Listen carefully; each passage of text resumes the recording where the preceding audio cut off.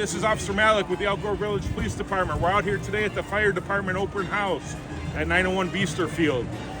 Beautiful day. There's a lot of things out here today. The Fire Department has a lot of their equipment to see and look at, touch for the kids. We got our squad car out here. We have our canine out here today. Like I said, great day. A lot of things to do. Come on out. Give us a visit. We'll see you there.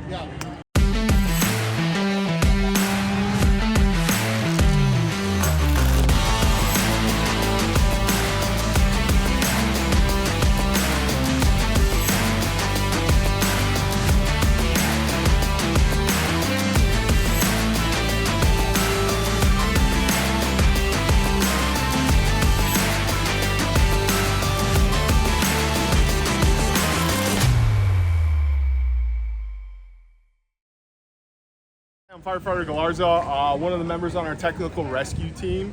What we do is we do confined space, we do high angle rope rescue, we do structural collapse, and then we do trench rescue. So some of the equipment we have out here today just kind of displays some of our abilities to do some stuff. We've got various concrete cutting saws. We can use them in different applications. That's why they look different. This displays our rope anchoring bags and just all of our different pieces that we would use if we had a rescue for a rope.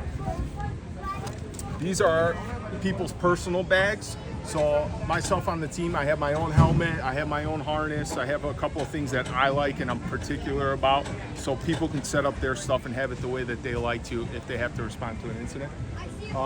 We have a tripod setup. This isn't necessarily how we would use it to pick up a case, but it kind of displays the theory of how we would do it. We could lift stuff up, capture the load. We use it for going underground and stuff like that to pull things out. Over here, we've got some more stuff inside of the rig. What you see here on the ground is called a strut. And we can use that for pushing loads. We can use it for capturing weight of stuff like that. We'd hook it up to air and it would extend out like that. Once it extends out, we'd screw this down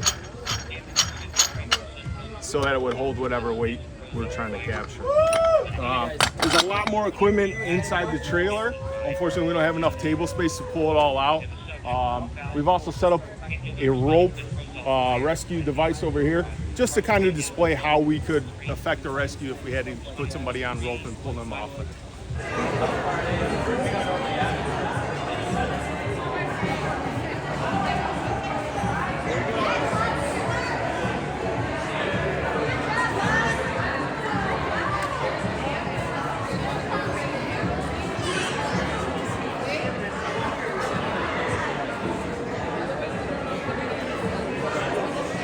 I'm Jess. I'm a high school volunteer with the fire department, and we're here giving out merchandise to help support fire safety education. So we're giving out magnets to advertise checking your smoke detectors, file of lives to make sure you know all the important information about your family, and other merchandise to help spread fire awareness. This is the Elk Grove Village Mobile Command Unit. So what this does is we'll go out on any major incidents with police and fire and public works. We can sit in here and make decisions about that call, some strategies to help the men and women on fighting the fire or the incident out there. So this will come out to any major incidents. I'm Lieutenant Andy Laird, I'm the water rescue team leader for our department. What we got on display here is the two kinds of sonar that we house for the division. The first one here is this torpedo, and that is the side scan sonar. So we're going to search large bodies of water with that in a pattern, locating targets. The part of the image that we get on the computer screen shows our target, and that's the diver in the water. We'll put a marker buoy out by that.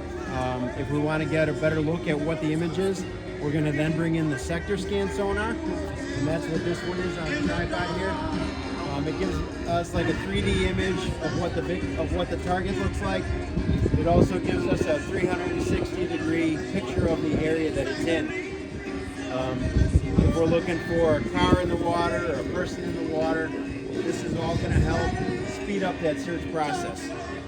With the sides here, the sector scan sonar, we can do a diver-directed search, where if we find a target, instead of having a diver swim in an arc pattern searching for the person, we can actually have them face their umbilical that they're on and tell them to take 10 steps back, 4 steps to the right, take 2 more steps back, and literally direct them right to the target.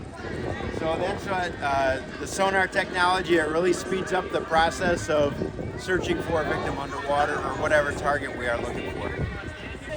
His mask, that's what supplies the air.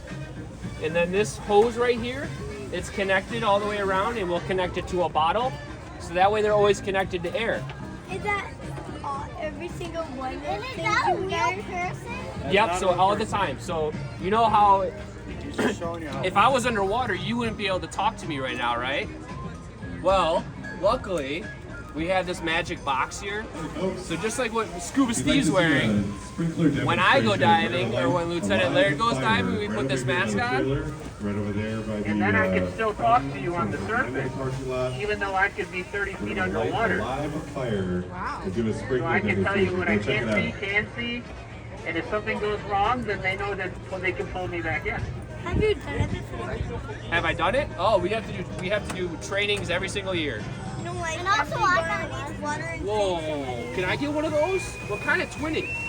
We're trying to do it. We got the same thing. They're gonna do a fire demonstration. So I personally have not, luckily, but I bet you Lieutenant Laird has. I'm Penny Swally. I'm a resident of Elk Grove Village, and I was trained to be a member of the Community Emergency Response Team, known as CERT. And we're here today at the Firehouse Open House to share with our neighbors the types of things that you can learn by becoming a member of the CERT team.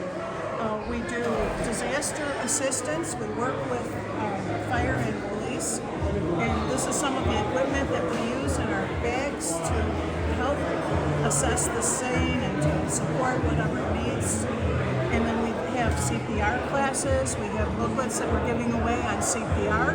And these are really good because they go step by step. So if they forget in an emergency and you get anxious and you can't remember what to do, this booklet helps you work through it and perhaps save a life. We also have other types of information. We have sheets that will help you organize all of the emergency information you might need in a disaster. If you have to evacuate your home, sometimes you have different things in different spots, but this helps you collect it all in one spot. And we're sharing all this information with families, especially with children, so that they can develop a family disaster plan well ahead of anything that they might need.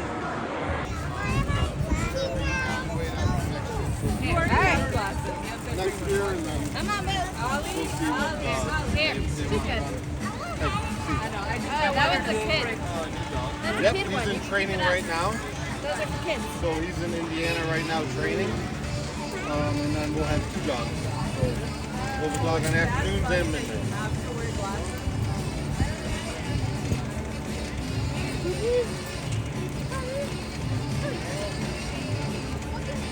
Over.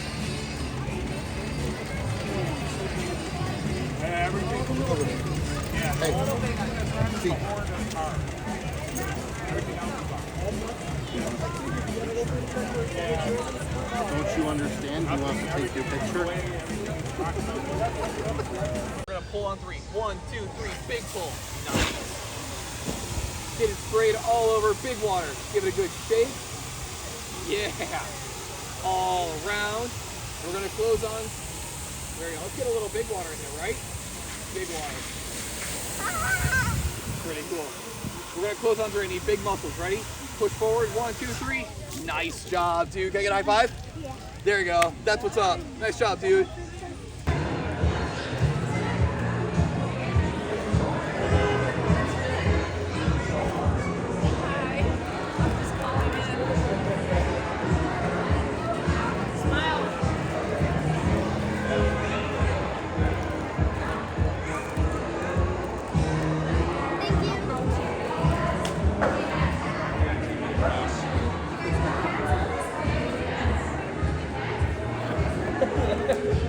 Edit, please, Ross. Edit. I got you. I got you. Ross.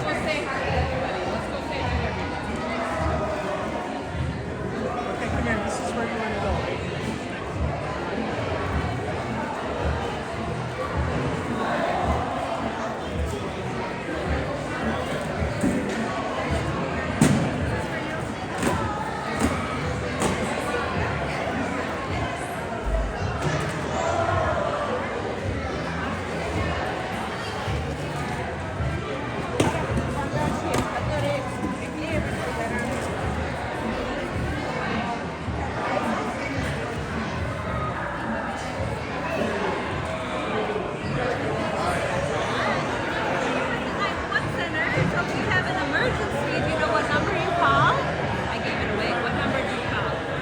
911. Can you think of why you might need to call us? What do you think? Yeah, what kind of emergency? If your dog ate your homework, is that an emergency? No. What can you think? Do you think of something? Your mom is unresponsible. Come here, you. Come here, you.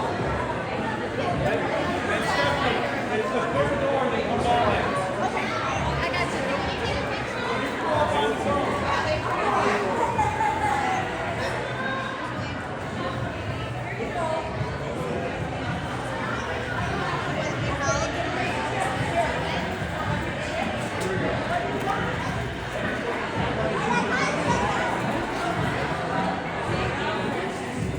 Two more.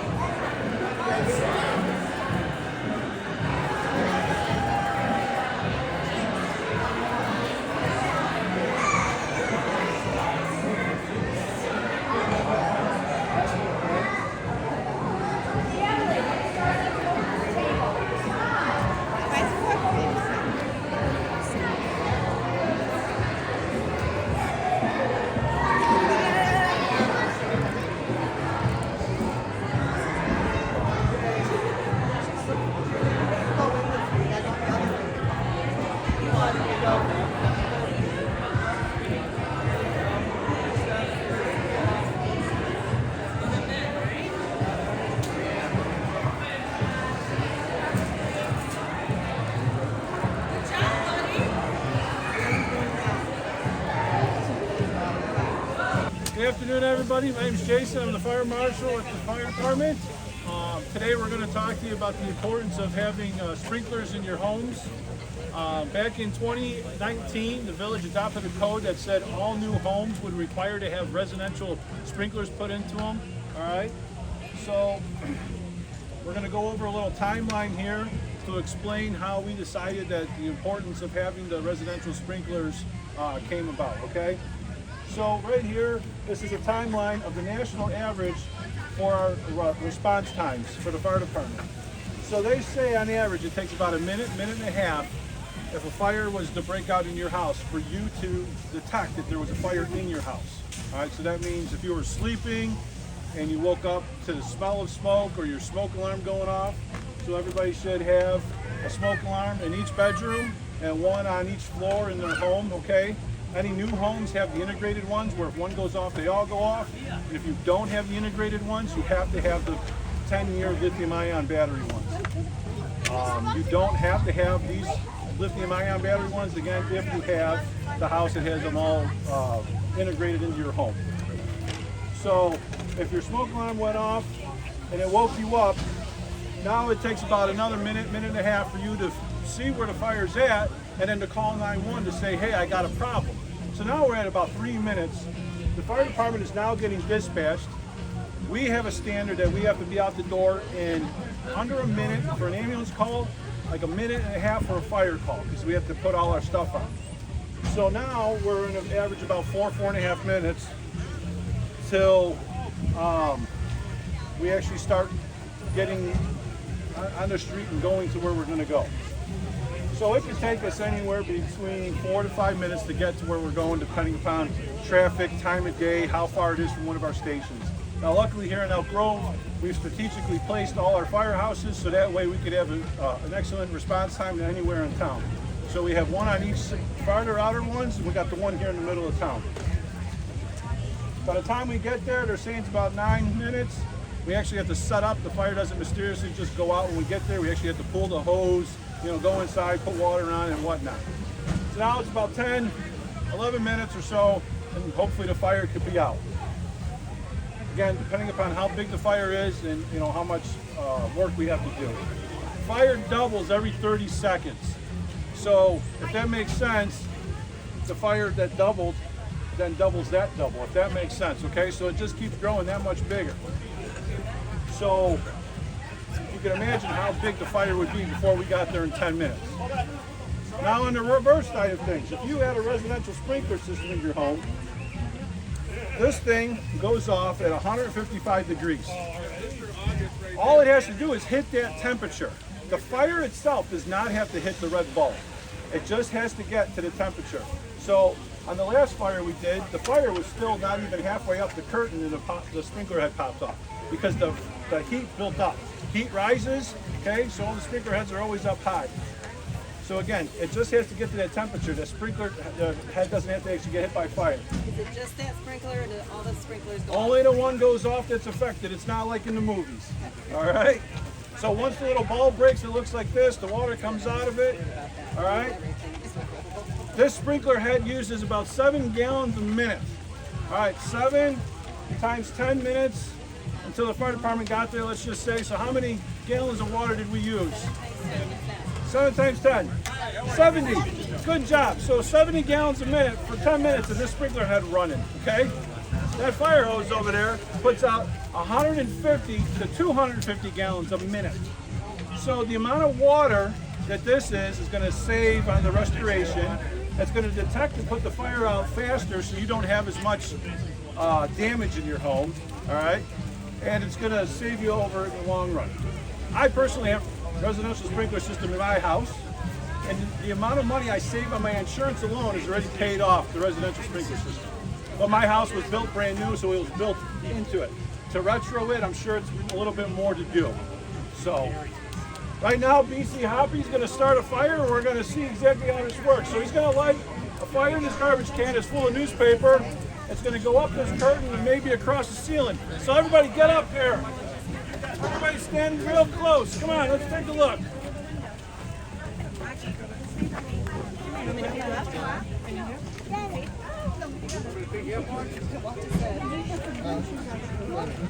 Why don't you go in front so you can see You in can front see of the the smoke already going up there. See the smoke? See, look at the orange. You see the flames? You can see it? Look at, boom! The sprinkler just popped. That's how fast that sprinkler head went off. See the water running down? That's how fast. So there has never been a casualty in a house that's had working residential sprinkler system. So, anybody got any other questions, comments? No? All right, well, thank you. What do you got, buddy? What happens if the fire is like too big for you guys to handle? Well, there'd be a lot of hoses and a lot of water. So yes, there are a lot of big fires, and sometimes it takes a lot of time to put them out, but eventually they do all go out. All right? Thanks, buddy.